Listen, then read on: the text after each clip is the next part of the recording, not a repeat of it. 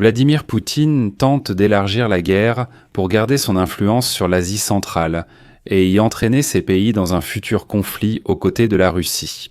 Aujourd'hui à Bichkek, Poutine a proposé d'inonder d'armes russes les pays loyaux de l'ex-Union soviétique en réponse à la prétendue militarisation d'autres pays par des armes occidentales. Et comme exemple, Poutine cite la Biélorussie, qui non seulement a adopté tout l'arsenal russe, mais est aussi devenu un terrain d'entraînement militaire pour les Russes, lesquels peuvent désormais menacer l'Europe depuis le territoire biélorusse, qui a perdu toute souveraineté. Aujourd'hui, Poutine a proposé aux pays membres de l'Organisation du Traité de sécurité collective de rééquiper entièrement leurs armées avec des armes russes qui ont été testées lors de la guerre contre l'Ukraine. Poutine a proposé un grand programme d'équipement des forces collectives avec des armements et matériels russes modernes. Alors, qu'est-ce que cela signifie et qu'a encore déclaré Poutine à Bichkek ? C'est de cela dont nous allons parler dans cette édition. Je m'appelle Alexei Pichi, discutons ensemble de ce sujet. Mais avant de commencer, je vous demande de vous abonner à la chaîne, de mettre un like, d'écrire n'importe quel commentaire sous cette édition et de vous abonner à ma chaîne Telegram Pichi News. Le lien s'y trouve dans la description de cette vidéo. Et si vous souhaitez soutenir le travail de cette chaîne YouTube, vous pouvez le faire en faisant un don via les liens et les coordonnées dans la description de cette vidéo. Je vous serai reconnaissant pour tout soutien de votre part. Aujourd'hui, Poutine a tout fait pour montrer que, dans sa guerre contre l'Ukraine et l'Europe, il pourrait avoir presque tous les pays de l'Organisation du Traité de sécurité collective avec lui. Poutine a proposé aux pays membres de l'Organisation du Traité de sécurité collective de réarmer leurs armées avec des armes russes qui ont été testées lors de la guerre contre l'Ukraine. Citation : nous proposons de lancer un vaste programme d'équipement des forces collectives avec des modèles modernes d'armes et de matériel russes qui ont prouvé leur efficacité lors d'opérations militaires réelles. Poutine a souligné que la Russie continuera à coopérer étroitement avec ses alliés sur toutes les questions liées au renforcement du potentiel militaire de l'Organisation du Traité de sécurité collective.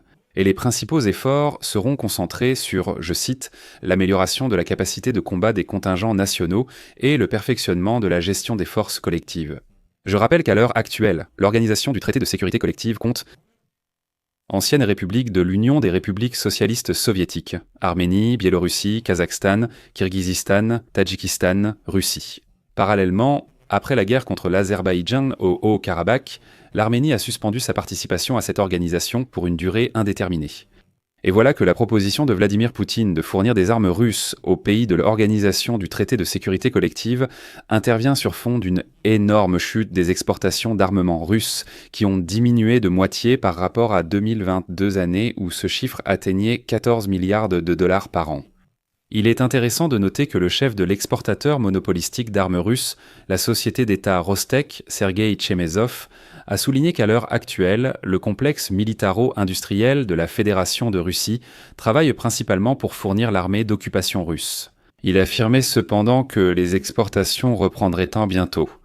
Et donc, selon lui, les Russes ont élargi leurs capacités et augmenté leur production. Ils pourront ainsi non seulement répondre aux besoins des occupants, des pillards et des meurtriers russes, mais aussi fournir des produits à leurs partenaires. Mais ici, des nuances apparaissent. Selon les données de la Jamestown Foundation, l'année dernière, la Russie n'a exporté des armes que pour $1 milliard. C'est 92% de moins qu'en 2021. Avant l'invasion massive de l'Ukraine dès la première année du conflit. Les ventes d'armes à l'étranger de Rostec sont passées de 8 à 3 milliards en 2023, puis réduites à 1 milliard. L'Institut international de recherche sur la paix de Stockholm estime que la baisse des exportations d'armes russes est de 47% pour la période 2022-2024 et de 64% en 5 ans. Selon le Institut international de recherche sur la paix de Stockholm, la part des armements russes, le santillon sur le marché mondial, est passée de 21% à 7%. La Russie a ainsi perdu la deuxième place des plus grands exportateurs d'armes au profit de la France. Les États-Unis d'Amérique conservent la première place. Leur part sur le marché mondial est passée à 44% contre 35% en 2019. Avant la guerre à grande échelle en Ukraine, les armes russes étaient exportées envers 47 pays dans le monde. En 2024, ce chiffre était déjà tombé à 33 et aujourd'hui il est encore plus bas. Dans le même temps, le plus grand acheteur d'armes à la Russie reste l'Inde avec une part de 38%, suivi par la Chine avec 17% et le Kazakhstan avec 11%. Mais ce qui est intéressant ici, c'est autre chose. Poutine ne veut pas simplement vendre des armes aux pays de l'Organisation du traité de sécurité collective, il veut les faire envier l'Allemagne. Comme mort à aider les sapins à Zhejiang.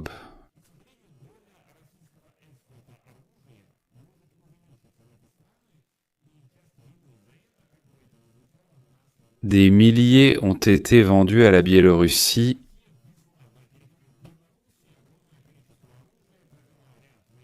Mais la Biélorussie héberge des armes nucléaires tactiques sur son territoire. Loukachenko affirme que le missile russe Oreshnik arrivera bientôt en Biélorussie. Autrement dit, la Russie a transformé la Biélorussie en un véritable terrain militaire contre l'Europe et l'Ukraine, et en échange, le régime de Loukachenko reçoit une certaine protection et reste au pouvoir. Mais ce n'est que le début, car les derniers événements ont montré que de tels alliés de la Russie ne restent pas isolés longtemps, et qu'il existe même une chance de réhabilitation. En fait, ces derniers mois, l'administration de Donald Trump mène des négociations actives avec le dictateur Loukachenko qui libère par groupe, des prisonniers politiques des prisons. Autrement dit, les prisonniers sont sa ressource de légitimation. Et on en est arrivé au point où Trump a même nommé un représentant spécial pour la Biélorussie, John Cole. Et récemment, les États-Unis d'Amérique et leurs émissaires ont directement communiqué avec le dictateur Loukachenko, qui aurait dû être totalement isolé. Le ministère des Finances des États-Unis a même commencé à lever certaines sanctions contre la Biélorussie. En contrepartie, Loukachenko libérait des prisonniers politiques et tout cela. Cette coopération aide également Loukachenko à ouvrir la bouche et à faire des déclarations sur un plan de paix pour l'Ukraine. Il existe désormais des affirmations selon lesquelles le rapprochement de Washington avec Minsk s'inscrirait dans la stratégie controversée de Trump visant à nouer des liens avec des régimes autoritaires contre un assouplissement des sanctions. Et certains responsables américains ont déclaré que la coopération avec la Biélorussie fait partie d'une stratégie à long terme visant à sortir Minsk de l'orbite géopolitique de Moscou. Mais même si c'est insignifiant.